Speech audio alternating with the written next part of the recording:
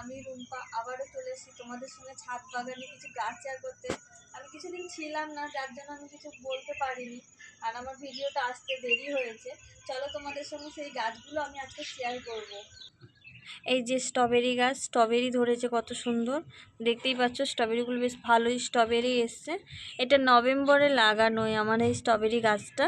যাই হোক, এই গাছটা শেয়ার করতে, এই গাছটা লাগাতে আমরা তেমন কোনো সার ব্যবহার করিনি। আমরা এখানে ছাই, যে কাঠের যে ছাই হয়, সেই ছাই, শিংকুচি আর হাড় গুঁড়ো মিক্স করে মাটিটা লাগিয়েছি, বাকি কোনো স্প্রে কিছু করিনি।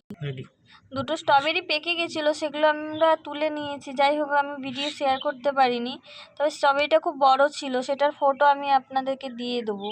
সেটা খুব সুন্দর স্ট্রবেরি হয়েছিল এটা।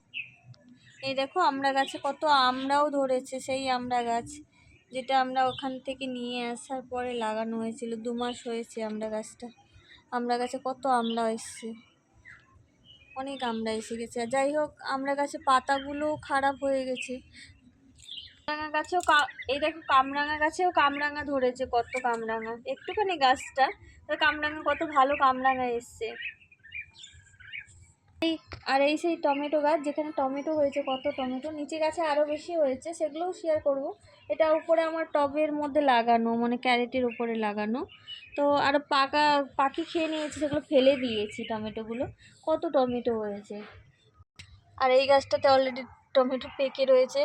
হ্যাঁ, তুলিনি, গাছের টমেটোটা দেখতে বেশ সুন্দর লাগছে।